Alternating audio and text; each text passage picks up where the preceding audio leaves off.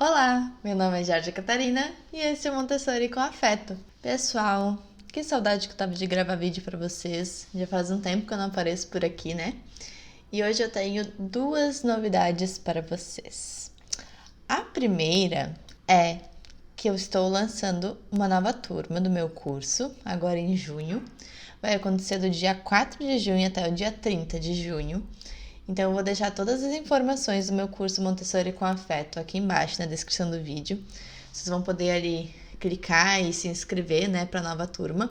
Todas as aulas são gravadas e vai ter uma aula ao vivo para vocês tirarem as dúvidas de vocês falarem comigo e terem a oportunidade, então, de receber um certificado, né, de 32 horas de estudo sobre Montessori. Então, é um curso bem legal, bem bacana, sobre introdução, a Montessori, sobre vida prática, sobre observação e também sobre o papel, do guia e do assistente. Então, vale a pena vocês se inscreverem. Todas as informações eu vou deixar aqui embaixo, tá? Na descrição do vídeo. E a outra novidade é que com isso eu tenho também um cupom de desconto para dar para vocês na loja Bazar das Arábias. Eu vou deixar aqui o arroba deles. E vocês podem também entrar no site, que eu vou deixar na descrição também.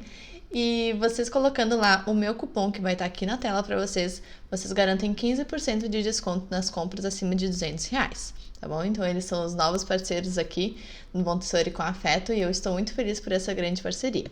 Agora, pessoal, vamos ao nosso assunto do vídeo, que eu tô trazendo aqui para vocês, então, os capítulos do livro Mente Absorvente. E hoje, eu sei que eu teria que trazer para vocês o capítulo 5 e 6.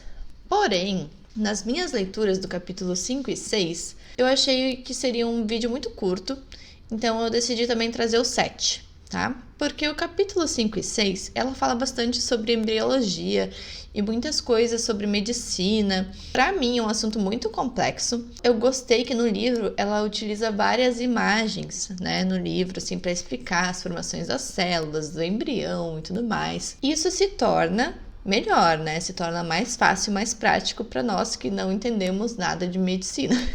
Então, eu vou falar para vocês algumas coisas sobre esses capítulos 5 e 6 e depois eu vou adentrar no capítulo 7, que a gente vai falar sobre coisas muito legais, principalmente se tratando do nascimento da criança, do desenvolvimento da criança, aí o inconsciente, subconsciente, um monte de coisas legais pra gente pensar e refletir mais, sobre as nossas crianças e sobre o nosso papel quanto adultos na infância delas. No capítulo 5 e 6, ela trata bastante da embriologia e quem criou, a embriologia foi um tal de Wolff. Ele foi expulso do país por conta dessa ciência, que ele descobriu, que ele estudou, porque antes a embriologia era vista de uma outra forma. Então, quando o Wolff surgiu com essa embriologia, como que a criança nasce, o que acontece lá dentro do nosso corpo para a criança nascer, ele foi expulso do país, ele ficou exilado e faleceu em terras estrangeiras. Então, muito embora os microscópios se multiplicassem, porque naquela época, vocês imaginem, não tinha nada disso que a gente tem hoje de tecnologia. Então, ninguém durante 50 anos ousou investigar o segredo. Porém, nesse meio tempo, as afirmações daquele primeiro estudioso abriam um caminho. Não é que eu entenda,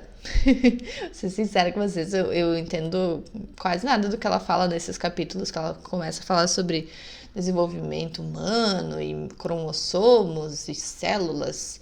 Eu sou zero nessas coisas, mas eu gosto de ver a paixão com que ela fala. Então, ela fala assim, da pequena manchinha, que se encontra todo o potencial da experiência humana, toda a história do gênero humano.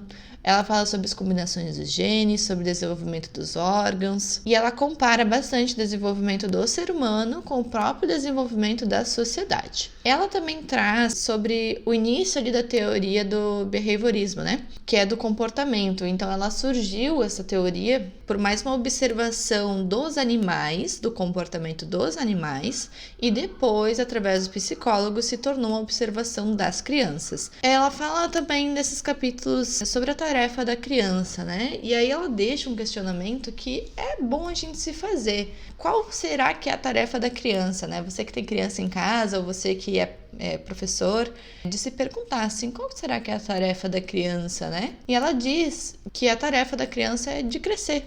né? Que a criança ela vai crescer, a tarefa dela é crescer, se tornar um ser humano adulto, mas a gente não pode deixar de lado a infância, né? Só porque ela vai ser adulta um dia, a gente ficar o tempo inteiro colocando as nossas expectativas no adulto que ela vai ser, né? Porque a infância é ali agora, a gente precisa tomar cuidado com essa infância. Vou ler para vocês um pedaço aqui que ela fala no livro, que é o seguinte: a criança ao nascer traz algumas potencialidades construtivas que se devem desenvolver às custas do ambiente. Ela vem do nada no sentido de que não possui qualidades psíquicas nem habilidade motriz pré-estabelecida. Porém, tem em si mesma algumas faculdades que determinam o seu desenvolvimento, tomando as características do ambiente que a circunda. E com isso a gente vai entrar no capítulo 7, tá? E eu achei muito legal esse capítulo 7. É tipo um tapa na cara, tá? Ele é muito bom mesmo para nossa reflexão. Então ela fala ali sobre o período formativo da criança e que esse período formativo da criança é o embrião espiritual. Ela diz que a gente interpreta, né, a diferença do homem e dos animais pela infância. O homem, né, a criança, o ser humano, tem uma infância demorada, né? Ali duram 12 anos a infância, enquanto o animal nem tem infância, né? Ele nasce e já, daqui a pouco, por exemplo, o cavalo, né? Nasce e já anda e já faz as coisas, daqui a pouco já é um cavalo grande. Então, não tem um período, assim, de infância tão prolongado quanto o ser humano. Por isso, os primeiros cuidados, né, devem se voltar para a vida psíquica do recém-nascido, não somente para a vida física, tá? Então, a gente se preocupa muito, quando que ele vai andar, quando que vai sentar, quando que ele vai falar. Se preocupa muito, assim, com o desenvolvimento motriz da criança e deixa de lado o desenvolvimento psíquico, deixa de lado essa conexão. Nesse capítulo aqui ela fala bastante sobre o desenvolvimento psíquico, sobre o cuidado do desenvolvimento psíquico. Eu penso bastante, eu interpreto, tá, pessoal? Lembrando que são interpretações minhas. Eu interpreto que ela está falando de conexão. Que tipo de conexão que está tendo ali, né, entre o adulto e a criança, porque a criança, ela não alcança no seu desenvolvimento apenas as faculdades humanas, a força, a inteligência, a linguagem, mas adapta ao mesmo tempo o ser que ela constrói às condições do meio ambiente. Eu sempre falo para vocês sobre a importância do ambiente preparado, só que muitas vezes a gente não sabe o que é esse ambiente preparado. Então aqui ela fala bastante sobre o ambiente e eu destaquei algumas coisas. Por exemplo, os adultos admiram o meio ambiente, eles podem recordá-lo, mas a criança absorve o ambiente em si mesma. Ela não se lembra das coisas que vê, mas essas coisas formam uma parte de sua psique, encarna em si mesma as coisas que vê e ouve. Então, nós adultos, a gente muitas vezes não lembra de como foi a nossa infância, assim, antes dos 6 anos, principalmente, que é a fase da mente absorvente, né, de 0 a 6 anos. E aí, a gente não lembra muito o que aconteceu antes dos nossos 6 anos, porque é essa parte inconsciente da nossa vida, né, que a gente aprendia as coisas inconscientemente. Podem ter certeza que tudo que aconteceu até os 6 anos ali, que vocês não lembram, isso tá encarnado na gente. A criança não se lembra dos seus sons, mas encarna-os e depois os pronunciará na perfeição. Fala a língua segundo as suas regras complicadas e suas exceções, não porque tenha estudado, nem por um exercício normal de memória. Talvez a sua memória não a grave nunca de modo consciente, mas ainda assim, essa língua vai fazer parte de sua psique e dela mesma. E a primeira fase da vida é aquela da adaptação. Então, é legal a gente pensar na língua, porque a criança, ela absorve a língua de tal maneira que ela vai falar depois de alguns meses, então ela fica muda por um tempo, e aí ela começa a falar do nada, né? Só que a gente acha que é esse do nada. Só que todo esse tempo que ela esteve muda, entre aspas, ela esteve absorvendo a linguagem, né, em volta dela. Então, isso é uma coisa muito interessante da gente pensar. E é por isso que a gente tem que ter cuidado com as coisas que a gente fala, porque ela está absorvendo. E ela fala bastante sobre o poder da adaptação biológica da criança, que é aquele que transforma o local onde se nasceu no único onde se deseja viver. Nós podemos entender as crianças, né, entender como a criança absorve os costumes, os hábitos do país onde vive, a fim de que se forme um indivíduo típico de sua raça. Esse comportamento local do homem é uma formação misteriosa que também acontece durante a infância. Ela constrói um comportamento adequado não apenas ao tempo e ao lugar, como também à mentalidade local. Ela traz um exemplo, por exemplo, da Índia. Por exemplo, nós nascemos no Brasil e aí não adianta a gente, de repente, querer ter um costume da Índia de amar a vaca e ter uma adoração enorme pelos animais, porque a gente não cresceu com esse costume. O nosso costume é outro.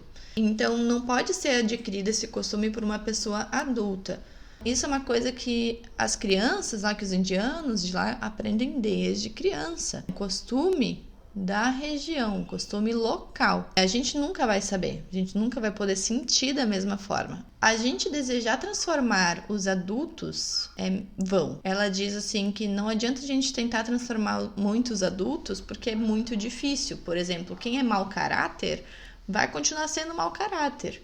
E que a gente deve focar aí na construção da criança, no desenvolvimento da criança. E a gente sabe quanto é difícil mudar, né? Se nós, adultos, mesmo tendo um autoconhecimento maior, você que está aqui me assistindo e gosta desse tipo de conteúdo, e vai atrás, e estuda, e faz curso Montessori com Afeto, e faz um monte de coisa, tudo para ter um autoconhecimento, tudo para se ajudar, tudo para melhorar. A gente sabe como é difícil, vocês imaginem quem nem faz nada disso, né? É muito difícil a adaptação do adulto, é muito difícil o adulto mudar, enquanto a criança, ela se adapta. Imagina se a gente pega um adulto lá dos tempos antigos, lá de 1572, e aí a gente coloca ele aqui em 2022. A dificuldade que ele vai ter de se adaptar.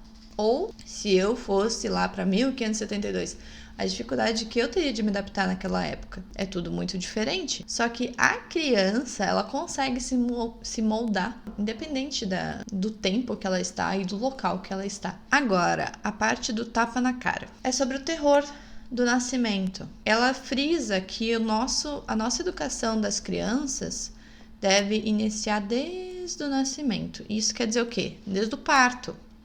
Desde o parto. Hoje se fala bastante em doulas, se fala bastante em plano de parto e parto humanizado, e a gente deve se preocupar com isso, porque existe uma coisa chamada terror do nascimento, que é um trauma do nascimento. A gente não lembra como a gente nasceu, mas com certeza isso ficou gravado aqui também. Ela diz mais ou menos como um bebê se sentiria, tá? Claro, ele não está consciente que ele está sentindo isso, mas a gente pode refletir sobre isso, tá? Então eu vou ler aqui para vocês algumas partes aqui que ela traz um pouquinho disso. Por que vocês me atiraram nesse mundo terrível?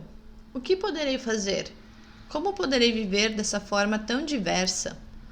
Como irei me adaptar à apavorante quantidade de sons, eu que antes não tinha ouvido sequer um sussurro? Como poderei assumir as funções dificílimas que você, minha mãe, assumiu por mim? Como irei digerir e respirar? Como resistirei às terríveis mudanças climáticas no mundo, eu que no seu corpo gozava de uma temperatura sempre igual e morna? A gente não cuida do nascimento da criança, e aí o que acontece? A criança nasceu ali, independente se fez parto normal, se fez cesariana, independente, tá? A criança acabou de nascer, e aí alguém vem e pega ela no colo, e aí lava ela e veste ela e bota ali naquela luz branca, trata a criança como se fosse uma coisa, um objeto, e não como um ser. E isso não sou eu que estou falando, é ela no livro, ela escreve assim. Qual a parte ali do cuidado psíquico, da conexão entre essa criança e a mãe, por exemplo? Não tá tendo. E isso ela escreve nesse livro anos atrás e continua se repetindo. A gente precisa ter cuidado, a gente precisa que a educação inicie no momento ali do nascimento, tá? E isso principalmente se dá através de um plano de parto e acompanhamento de doula. Tá? E isso eu falo com toda certeza do mundo. Eu já escolhi minha doula mesmo, sem estar grávida, já escolhi minha doula, já tô indo atrás disso, porque isso é uma coisa que a gente precisa fazer anteriormente do nascimento, tá? Eu diria até que a educação começa antes. ela nos traz diversas outras reflexões, mas eu quero deixar que vocês leiam o livro também, senão eu vou ficar aqui grifando tudo que o capítulo traz e vocês não vão ler o livro. Então me sigam lá no Instagram, @montessori_com_afeto, e se inscreve aqui no canal também para que você continue acompanhando a leitura desse livro e também coloquem aí outras sugestões de vídeos que vocês querem ver, tá? Agora que estamos aí com mais de 1000 inscritos, eu estou muito feliz por isso. E isso com certeza, pessoal, me deu um gás para continuar, tá? Então com certeza vocês vão me ver aqui toda semana agora fazendo vídeo. Beleza? Um beijo, muito obrigada e até mais!